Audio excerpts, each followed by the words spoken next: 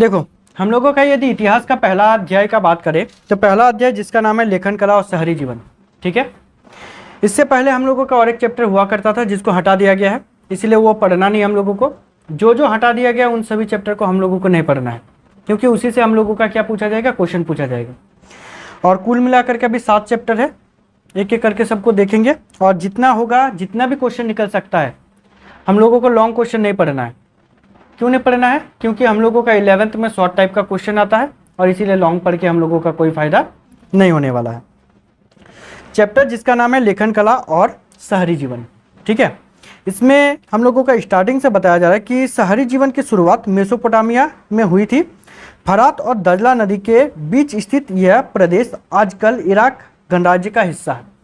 यदि हम लोग बात करें तो शहरी जीवन की शुरुआत माना जाता है मेसोपोटामिया से हुई। आखिर शहरी जीवन का मतलब क्या होता है? मतलब रहने का एक ऐसा तौर तरीका जिसमें शहर के जैसा, आज जैसे जो शहर में रहते हैं उन लोगों का जो रहने का तौर तरीका है वो बिल्कुल अलग टाइप का है, और गांव में रहने वाले जो लोग हैं उन लोगों का रहने का तौर तरीका बिल्कुल अलग टाइप का है।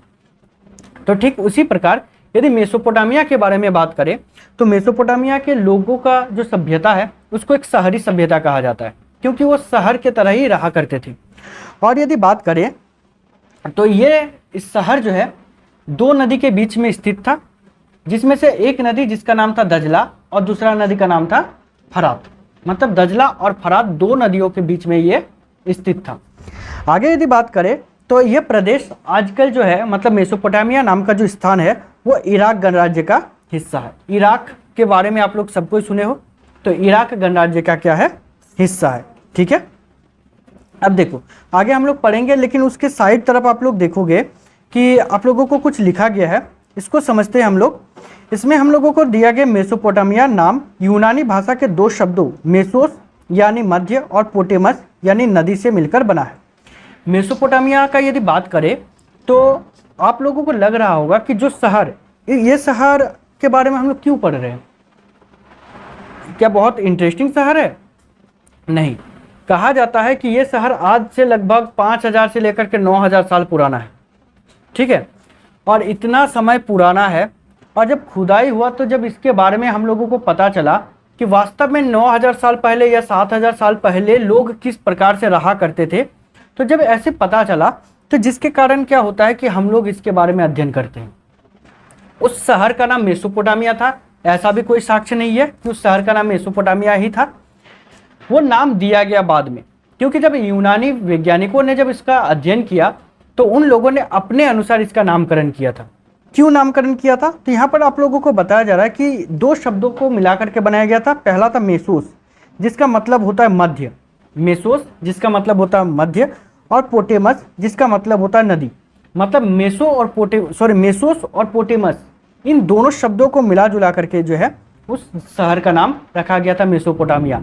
यदि आप लोगों को एग्जाम में ये पूछा जाए कि मेसोपोटामिया शब्द का क्या अर्थ है, तो आप लोगों को बोलना है नदी के मध्य का क्षेत्र, ठीक है, या 2 नदियों के बीच का क्षेत्र। ऐसा क्वेश्चन आप लोगों के एग्जाम में बनता है, तो आप लोग आराम से लिख सकते हो उसका आंसर।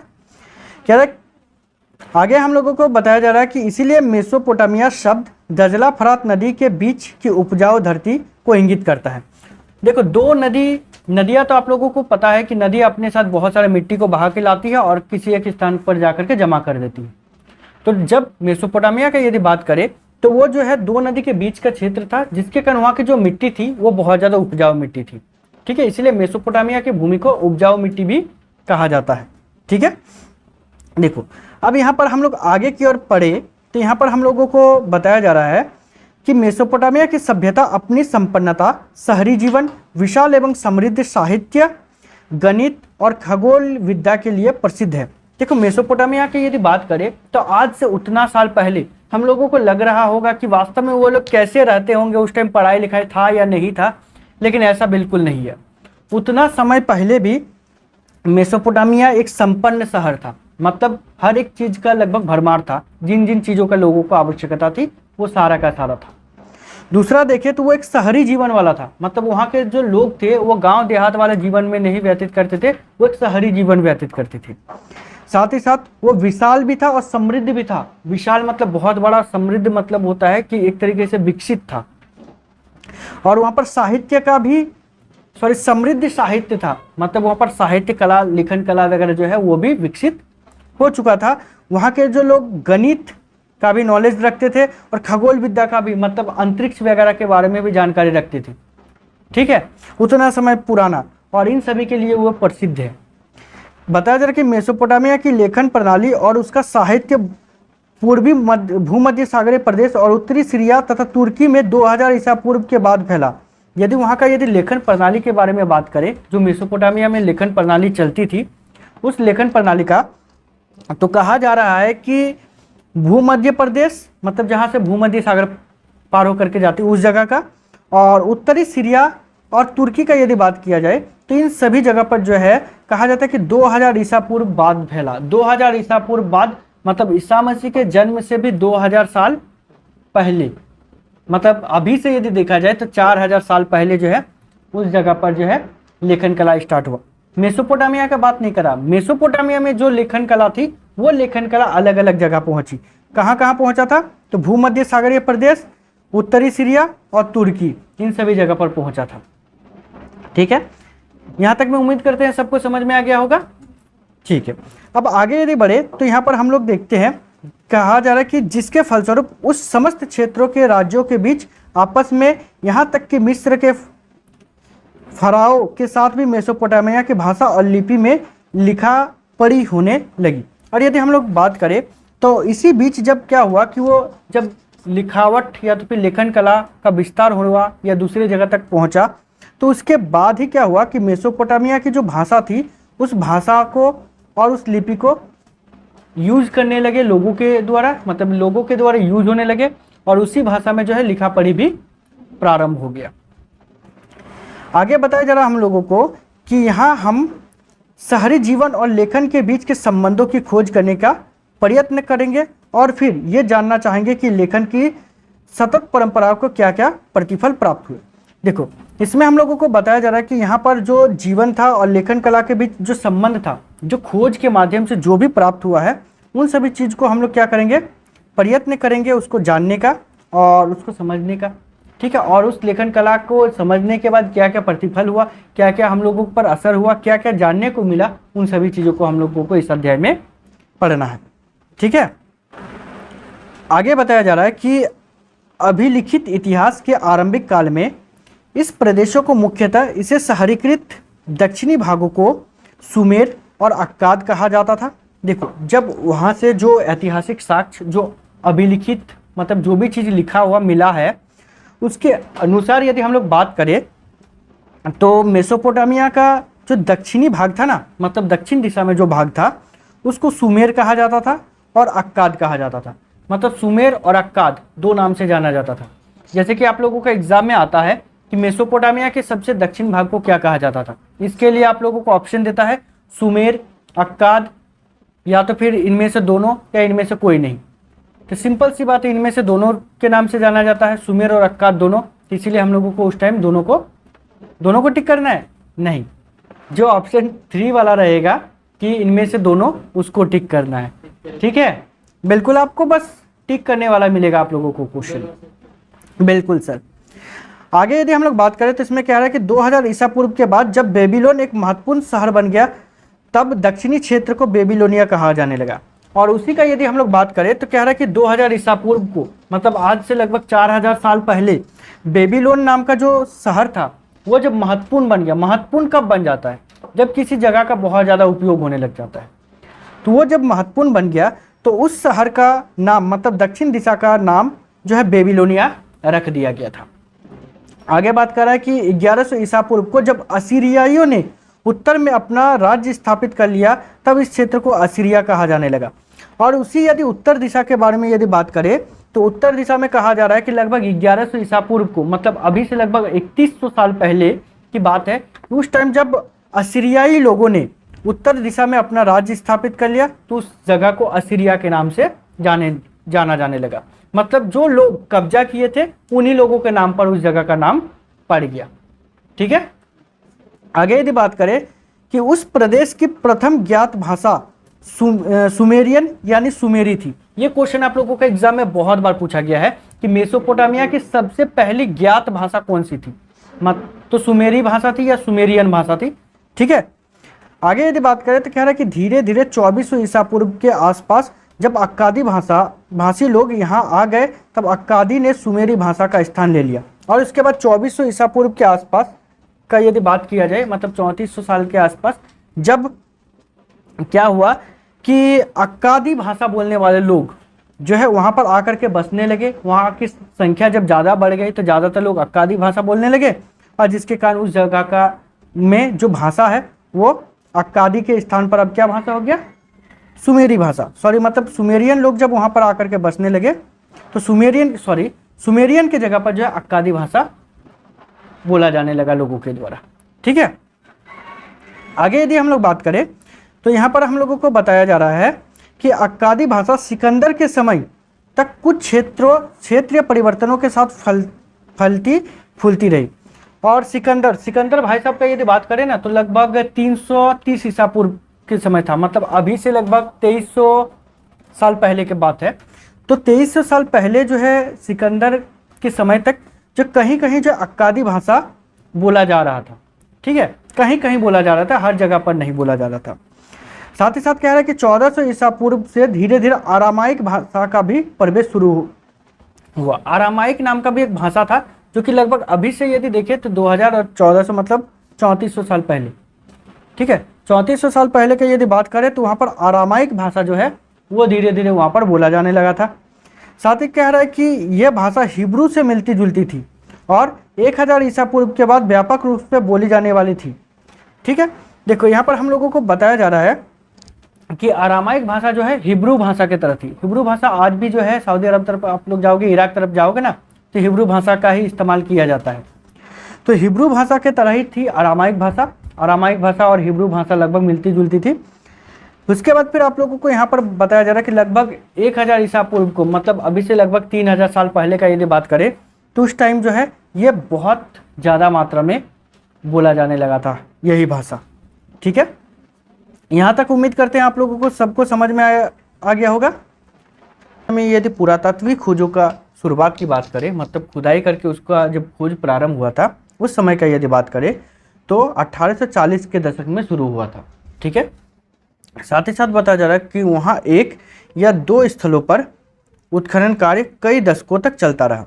यदि हम लोग वहाँ का बात करें मतलब मेसोपोटामिया का, तो 2 स्थान का खुदाई का 1 या 2 स्थान का खुदाई जो है कई दशकों तक चला। 1 दशक मतलब होता है 10 साल, और कई दशक का बात कह रहा है मतलब हो सकता है 20 साल, 30 साल, 40 साल, हो सकता है इतना सारा समय लग गया था।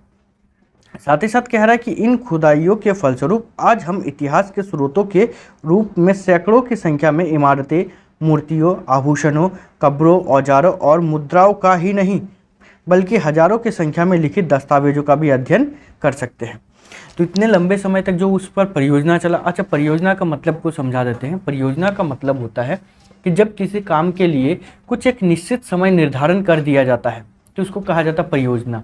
ठीक है, तो जब वहाँ पर खुदाई का परियोजना प्रारंभ हो गया कि तो उसके बाद फिर उस खुदाई की परियोजना से हम लोगों को बहुत सारा साक्ष्य मिला है। यहाँ पर बताया जा रहा है कि सैकड़ों की संख्या में, सैकड़ों मतलब 100 की संख्या में या उससे ज़्यादा संख्या में हम लोगों को साक्ष्य मिला है। इसमें क्या क्या था, इमारत था, मूर्तियाँ था, आभूषण था, कब्र था, औजार था, मुद्रा था, और इतना ही नहीं बल्कि हम लोगों को बहुत सारा लिखित दस्तावेज का भी अध्ययन मिला है, मतलब लिखित दस्तावेज वगैरह भी मिला है, जिसकी सहायता से आज जो है हम लोग मेसोपोटामिया के बारे में अच्छे से अध्ययन कर सकते हैं। ठीक है, आगे हम लोगों को बताया जा रहा है कि यूरोप वासियों के लिए मेसोपोटामिया इसीलिए महत्वपूर्ण था क्योंकि बाइबिल के प्रथम भाग ओल्ड टेस्टामेंट में इसका उल्लेख कई संदर्भों में किया गया है। देखो, अब आप लोगों को पता है यूरोप का यदि बात करें तो यूरोप में जो है ईसाई धर्म चलता है।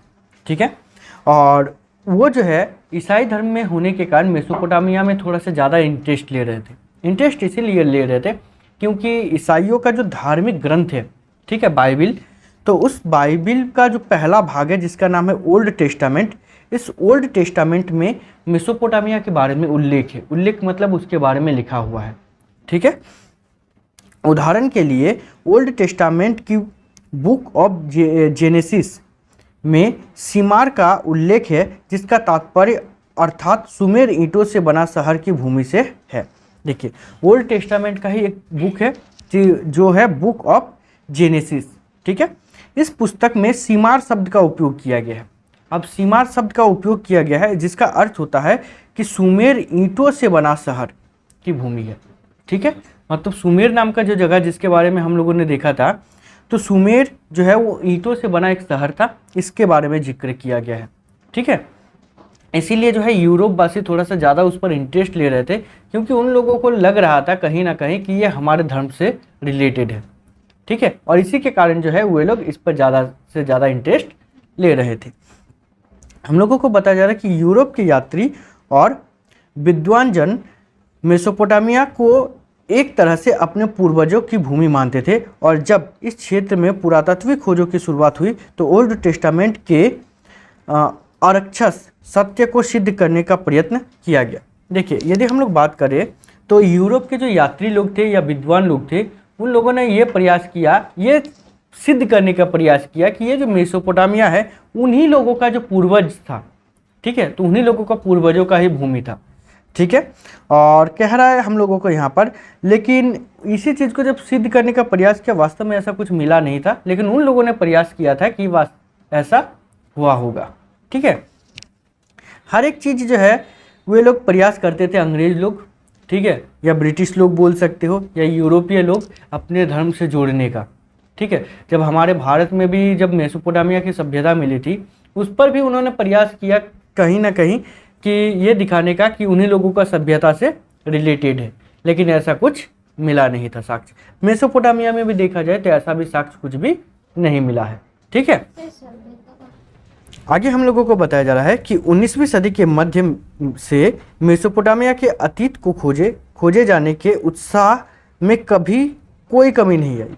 देखिए 19वीं सदी का यदि मध्य के समय का बात करें तो मेसोपोटामिया का जो अतीत है, मतलब उसका जो इतिहास है, उसको जो खोजा जा रहा था, उसके उत्साह में किसी भी प्रकार का कमी नहीं है। उत्साह में कमी का मतलब यहाँ पर हम लोगों को ये समझाने का प्रयास कर रहा है कि ऐसा नहीं कि जब लोगों को लगने लगा कि यहाँ पर कुछ नया चीज़ है तो स्टार्टिंग में बहुत ज़्यादा मात्रा में खुदाई करने लगा, बहुत ज़्यादा लोग आने लगे, बहुत ज़्यादा पैसा खर्चा होने लगा और धीरे धीरे कम हो गया। ऐसा बिल्कुल नहीं हुआ था। मेसोपोटामिया में पहले स्टार्टिंग में जैसे लोग इंटरेस्ट ले रहे थे उसको खुदाई करने का, बाद में भी वैसे ही इंटरेस्ट ले रहे थे। अभी भी आप लोगों को जान करके हैरानी होगी कि इसका खोज का यदि बात करें 1840 के आसपास स्टार्ट हुआ था, 1873-75 तक जो है लगभग ये खोजा जा चुका था, ठीक है। लेकिन इसके बावजूद उस टाइम से अभी भी वहाँ पर खुदाई चल रहा है, वहाँ पर अभी भी खोज चल रहा है, ठीक है, क्योंकि लोगों को लग रहा है कि आज भी ऐसा वहाँ पर कुछ ना कुछ होगा जो हम लोगों से छूट रहा है, ठीक है।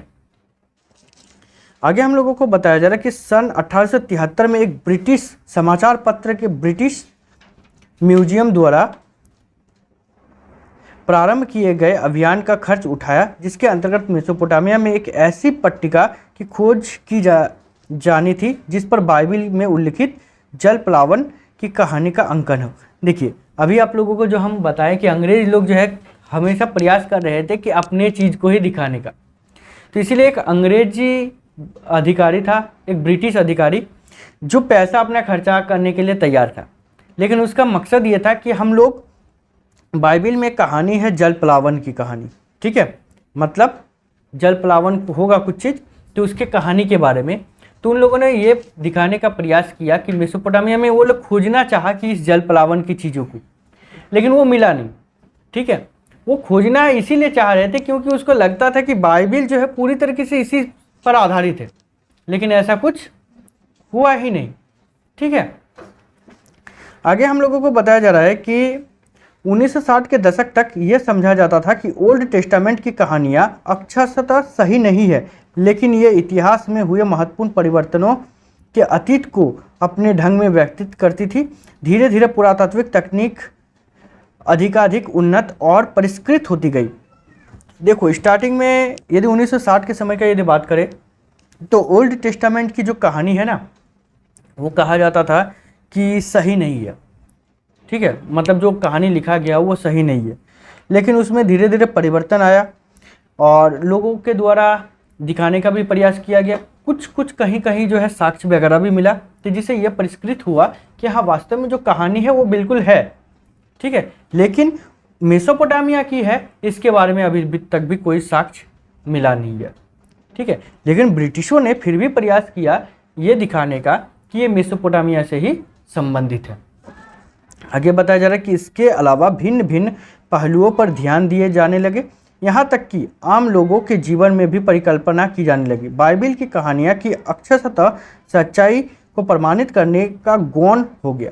देखो वो लोग यही प्रमाणित करना चाहता था कि बाइबिल में जो है वो पूरी तरीके से मेसोपोटामिया से संबंधित है, लेकिन कहा जा रहा है कि प्रमाण के आधार पर देखा जाए तो ये बिल्कुल गौण हो गया। गौण हो गया मतलब खत्म हो गया या तो फिर ना मिलना, ठीक है। तो मिला ही नहीं कुछ ऐसा भी साक्ष्य। साथ ही साथ कह रहा है कि आगे के अनुभागों में हम जिन बातों पर चर्चा करेंगे उनमें से अधिकांश इस परवर्ती अध्ययनों पर आधारित थे। लेकिन कह रहा है कि अभी जो हम लोग अब पढ़ने वाले हैं बाद में, तो इन सभी मतलब ये सभी जो है उसके बाद, मतलब जब बाइबिल का कहानी ख़त्म हो गया कि लोगों का बाइबिल का कोई साक्ष्य मिला नहीं, तो उसके बाद फिर जाकर के कहानी यहाँ से शुरू होती है कि वास्तव में मेसोपोटामिया में क्या क्या मिला, क्या क्या नहीं मिला, इन सभी के बारे में, ठीक है। तो अब यहाँ पर देखो, आप लोग के पास बुक है, आप यहाँ पर थोड़ा सा देखोगे तो आप यदि मैप को थोड़ा सा ध्यान दे करके देखोगे तो देखोगे लाल कलर का लिखा हुआ है आप लोगों का मारी, बेबीलोन, उरुक, ऊर, ये सब लिखा है ना, ये सब जो है मेसोपोटामिया का ही शहर है, ठीक है। मेसोपोटामिया का ही शहर है। और उसके बाद फिर देखोगे आप लोग दजला और फरात नदी, दो नदी आप लोगों को देखने को मिलेगा, दो साइड से दिख रहा होगा, ठीक है। तो इन्हीं दो नदी के बीच स्थित था मेसोपोटामिया। और ये मारी, बेबीलोन या उरुक या ऊर, ये सभी जो जगह था मेसोपोटामिया का ही हिस्सा था। और मेसोपोटामिया कहाँ कहाँ तक फैली हुई थी इसके बारे में हम लोगों को दिखाने का प्रयास किया गया है इसमें, ठीक है। आगे यदि हम लोग देखिए तो देखो मेसोपोटामिया का नीचे मतलब दजला और फरात नदी जहाँ पर गिरती है तो वहाँ पर आप लोगों को ब्लू रंग का जो है एक सागर मिलेगा जिसको फारस की खाड़ी कहा जा रहा है, ठीक है। और यदि आप लोग पूरब की दिशा में देखोगे, दजला नदी के पूरब की दिशा में, तो आपको कैस्पियन सी मतलब कैस्पियन सागर आपको देखने को मिलेगा। और ठीक इसका यदि आप लोग उत्तर दिशा में यदि देखोगे तो आप लोगों को काला सागर देखने को मिलेगा। और यदि आप लोग मेसोपोटामिया के दक्षिण दिशा में देखोगे, पश्चिम दिशा में आप लोग यदि देखोगे तो आपको भूमध्य सागर देखने को मिलेगा, ठीक है। क्या आप लोगों को देखने को मिल रहा है? तो ये सब आप लोगों का मैप में देता है। पहले तो देता था जब तक ऑब्जेक्टिव नहीं हो रहा था तब तक, ऑब्जेक्टिव होने के बाद तो अभी मैप नहीं दे रहा है, ठीक है ना। चलिए अब यदि आगे हम लोग अपना टॉपिक पर आते हैं तो टॉपिक में हम लोगों को बताया जा रहा है कि मेसोपोटामिया और उसका भूगोल। यदि हम लोग मेसोपोटामिया के बारे में और उसके भूगोल के बारे में जानने का प्रयास करें तो हम लोगों को बताया जा रहा है कि इराक भौगोलिक विविधता का देश है। भौगोलिक विविधता का मतलब यहाँ पर समझाने का ये प्रयास कर रहा है कि इराक एक ऐसा जगह है जहाँ पर कहीं पर नदियाँ हैं तो कहीं पर पहाड़ है और कहीं पर खाई है या तो फिर किसी स्थान पर शुष्क क्षेत्र है, ठीक है। भौगोलिक विविधता मतलब होता है कि भूगोल की दृष्टि से भिन्नता होना, ठीक है। कह रहा है कि इसके पूर्वोत्तर भाग में हरे भरे ऊंचे नीचे मैदान है, मतलब इसके पूर्वोत्तर मतलब पूरब और उत्तर के बीच का जो भाग का यदि हम लोग बात करें तो इसमें हरे भरे और ऊंचे नीचे मैदान है जो धीरे धीरे वृक्षादित पर्वत श्रृंखला के रूप में फैलते गए।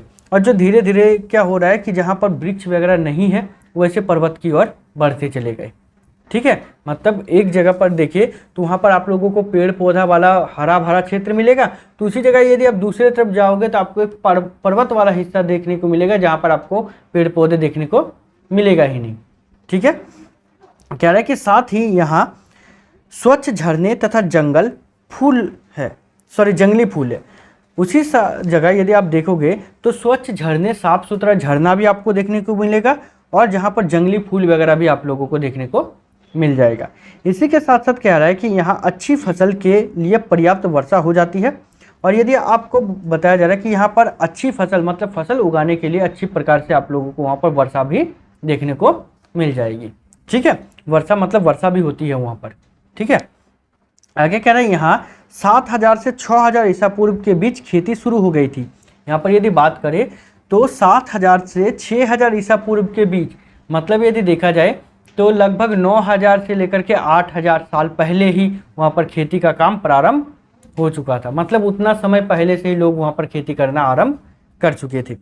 साथ ही साथ कह रहा है कि उत्तर में ऊंची भूमि है जहाँ स्टेपी घास के मैदान है।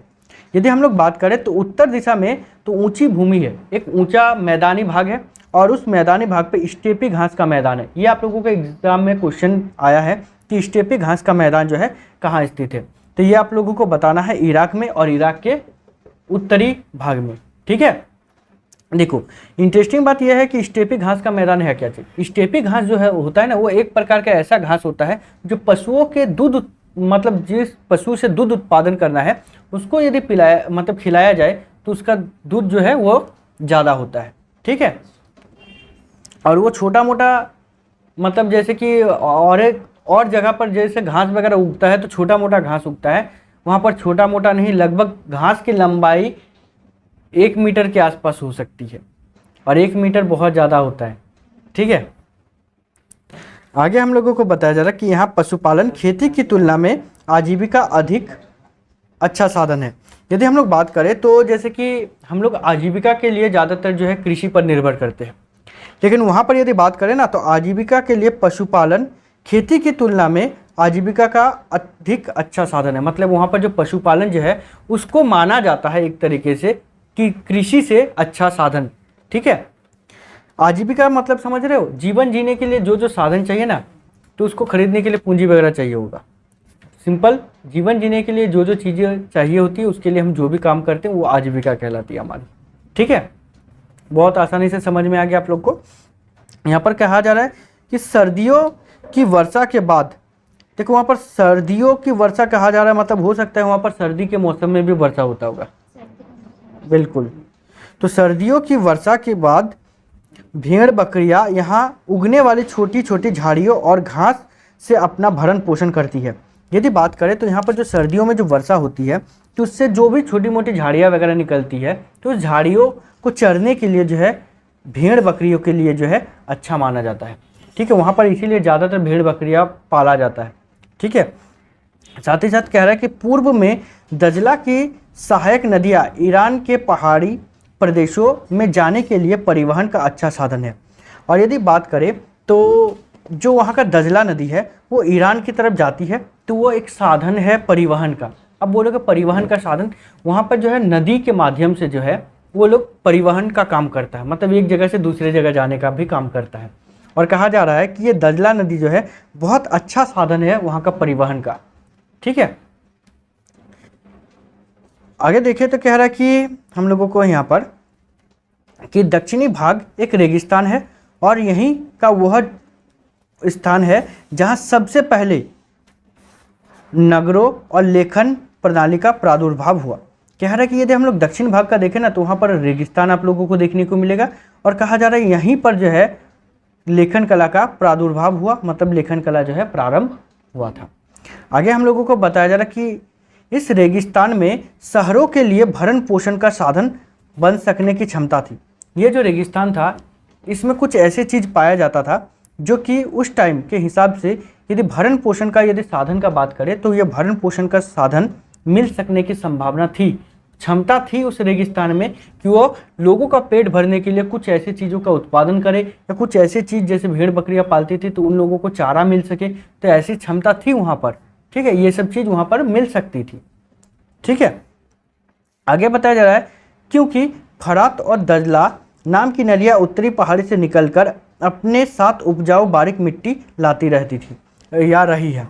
यदि बात करें तो इस पर अब बोलोगे कि सर क्षमता कैसे थी, तो क्षमता इस प्रकार थी आप लोग कह सकते हो क्योंकि ये दो नदी के बीच में थे और दो नदी के बीच थी तो नदी अपने साथ बारीक मिट्टी बहा करके लेकर आती है और उस जगह पर जमा कर देती और जिसके कारण क्या होता था कि वहाँ का जो रेतीले स्थान भी जो था वो भी क्या हो जाता था, उपजाऊ हो जाता था।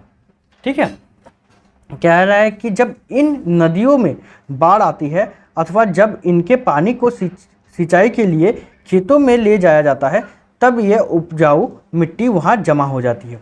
और कह रहा है कि जब बारीक मिट्टी क्या होती है यहाँ पर नदियाँ बहा करके लेके आती है या बाढ़ के साथ ले करके आती है, तो वो यहाँ पर जमा कर देती है, जिससे सिंचाई करके इसमें खेती के रूप में इसका उपयोग किया जा सकता है। और जब खेती के रूप में उपयोग किया जा सकता है तो ये उपजाऊ मिट्टी भी उत्पादन करेगा। ठीक है, आगे हम लोग यदि देखिए तो यहाँ पर हम लोगों को एक मैप दिया गया है। ठीक है, अब ये मैप किस लिए दिया गया हम लोगों को, तो यहाँ पर हम लोगों को कुछ कुछ चीज़ों को दर्शाने का प्रयास किया गया है। कह रहा है कि मेसोपोटामिया पर्वत, स्टेपी क्षेत्र, दक्षिण का सिंचित क्षेत्र। यहाँ पर देखिए मैप में हम लोगों को एक हरा रंग का दिया गया है, और इस हरा रंग का यदि बात करें तो यहाँ पर कह रहा है कि कृषि उत्पादकता का प्रदेश, मतलब ये जो क्षेत्र है यहाँ पर कृषि का उत्पादन बहुत अधिक मात्रा में किया जा सकता था, मतलब होता था। दूसरा आप लोगों को देखने को मिलेगा लाल रंग का डॉट डॉट, कह रहा है कि वर्षा सिंचित कृषि प्रदेश की दक्षिण सीमा, मतलब जहाँ पर आप लोगों को लाल लाल रंग का एक लाइन टाइप का आपको देखने को मिलेगा, डॉट डॉट टाइप का, तो ये जो है वर्षा पर आश्रित था, मतलब जब वर्षा होती थी उस टाइम जो है यहाँ पर कृषि की जा सकती थी। ठीक है, और इसके बाद फिर आप लोगों को देखने को मिलेगा पर्वतीय क्षेत्र, जो कि त्रिभुज त्रिभुज टाइप का दिया गया है।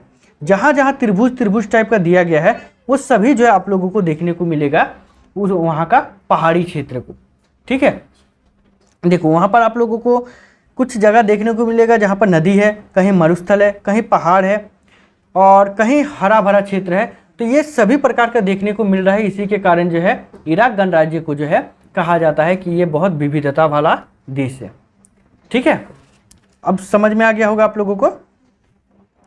आगे यदि हम लोग बात करें यहाँ पर, तो हम लोगों को यहाँ पर बताया जा रहा है कि फरात नदी रेगिस्तान में प्रवेश करने के बाद कई धाराओं में बटकर बहने लगती है। यदि फरात नदी का बात करें तो जब ये रेगिस्तान में पहुँचती है तो कई भागों में बट जाती है।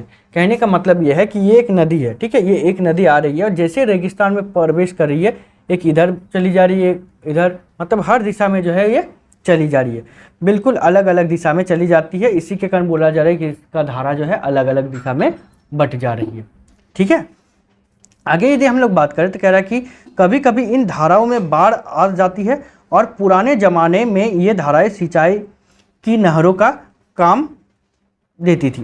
कह रहा है कि जब बाढ़ वगैरह आ जाती है तो ये पुराने जो क्षेत्र है, ठीक है, तो पुराने ज़माने में ये क्या करता था, सिंचाई के लिए काम आ जाता था। मतलब अब अलग अलग दिशा में चला गया, मान लेते हैं जिस दिशा में नदी नहीं है उस दिशा में भी यदि पानी चला जाता था तो एक तरीके से ये सिंचाई का काम करने लग जाता था, या दूसरे दिशा में जब चले जाती थी तो वहाँ पर पानी कहीं कहीं जमा हो जाता था और उसका उपयोग वे लोग सिंचाई के लिए भी कर लेते थे। ठीक है, आगे हम लोगों को बताया जा रहा है कि इसमें आवश्यकता पड़ने पर गेहूँ, जौ और मटर या मसूर की खेती की सिंचाई की जाती थी। ठीक है, ये भी आप लोगों को क्वेश्चन पूछा जाता है कि इराक गणराज्य में मेसोपोटामिया के समय किस किस फसलों का उत्पादन होता था। तो जैसे गेहूं का होता था, जौ का होता था, मटर का होता था और मसूर का होता था। ठीक है, मसूर दाल जिसको आप लोग बोलते हो ना, तो वो मसूर की खेती होती है, उसके बाद फिर उससे दाल बनाया जाता है। हम लोगों को बताया जा रहा है कि रोम साम्राज्य सहित सभी पुरानी व्यवस्थाओं में दक्षिण मेसोपोटामिया की खेती सबसे ज़्यादा उपज देने वाली हुआ करती थी। यदि बात करें रोम साम्राज्य का, ठीक है, रोम साम्राज्य अलग है, मेसोपोटामिया अलग है। ठीक है, तो रोम साम्राज्य का बात करें तो रोम साम्राज्य सहित सभी पुराने व्यवस्था में दक्षिणी मेसोपोटामिया की खेती सबसे ज़्यादा उपज देने वाली हुआ करती थी। मतलब मेसोपोटामिया का जो दक्षिणी भाग था वो उस टाइम सबसे ज़्यादा उपज देने वाला क्षेत्र हुआ करता था। साथ ही साथ कह रहा है कि हालांकि वहाँ फसल उपजाने के लिए आवश्यक वर्षा कुछ कमी रहती थी, लेकिन वहाँ पर उत्पादन करने के लिए आवश्यक वर्षा, मतलब जितनी वर्षा होनी चाहिए उससे क्या होती थी, वर्षा वहाँ पर कम होती थी। आगे हम लोगों को बताया जा रहा है कि खेतों के अलावे भेड़ बकरी, स्टेपी घास के मैदान, पूर्वोत्तर मैदान और पहाड़ों के ढालों पर पाली जाती थी। यदि खेती के अलावे यदि बात करें, वहाँ पर सिर्फ खेती ही नहीं, खेती पर ही निर्भर नहीं रहते थे, वहाँ पर जो है भेड़ बकरियाँ जो है स्टेपी घास के मैदानों में, पूर्वोत्तर मैदानों में और पहाड़ के ढालों में भी पाली जाती थी। ठीक है, मतलब एक तरीके से हम लोग इसको ये कह सकते हैं कि वो लोग सिर्फ खेती पर ही निर्भर नहीं रहते थे, बल्कि पशुपालन भी किया करते थे। ठीक है, आगे बताया जा रहा है हम लोगों को कि जिनसे भारी मात्रा में मांस, दूध और ऊन आदि वस्तुएं मिलती थी। यदि बात करें तो वो लोग पशुपालन भी करते थे, उसके पीछे कुछ कारण था। क्योंकि उससे उन लोगों को मांस प्राप्त होती थी, दूध प्राप्त होती थी और ऊन भी प्राप्त होती थी। ठीक है, चमड़ा का भी उत्पादन वो लोग उसी से कर लेते थे। ठीक है, लेकिन चमड़ा का यहाँ पर नाम नहीं दिया गया है, इसीलिए आदि शब्द का इस्तेमाल कर दिया है कि जानवरों से जो जो चीज़ मिल सकती है उन सभी को शामिल किया जा सकता है इसमें। इसके अलावा नदियों में मछलियाँ की कोई कमी नहीं थी और गर्मियों में खजूर के पेड़ खूब फल देते थे। और यदि हम लोग बात करें तो गर्मियों के मौसम में वहाँ पर खजूर, जैसे आज आप लोग बोलते हैं ना खजूर गुड़ वाला जो होता है, तो वहाँ पर उस टाइप का जो है खजूर बहुत ज़्यादा फेमस है और वहाँ पर बहुत ज़्यादा मात्रा में खजूर उगता भी है। ठीक है, आगे बताया जा रहा है कि लेकिन हमें यह सोचने की गलती नहीं करनी चाहिए कि शहरों का विकास केवल ग्रामीण समृद्धि के बल पर ही हुआ था। लेकिन हम लोगों को ये नहीं समझ लेना है कि वहाँ पर जो ग्रामीण विकास था, ग्रामीण विकास के कारण जो है वहाँ का विकास हुआ था। कह रहा है कि इन विकास के अन्य कारकों के विषय में हम बारी बारी से चर्चा करेंगे, लेकिन पहले हमें शहरी जीवन के बारे में स्पष्ट जानकारी लेनी चाहिए। कह रहा है कि और भी जो भी चीज़ है उन सभी के बारे में हम लोग क्या करेंगे, बारी बारी से चर्चा करेंगे, जानकारी लेंगे, लेकिन पहले हम लोगों को शहरी जीवन के बारे में स्पष्टता से जान लेनी चाहिए। ठीक है, तो आज इतना ही रहने देते हैं, आगे पढ़ेंगे हम लोग नेक्स्ट क्लास में।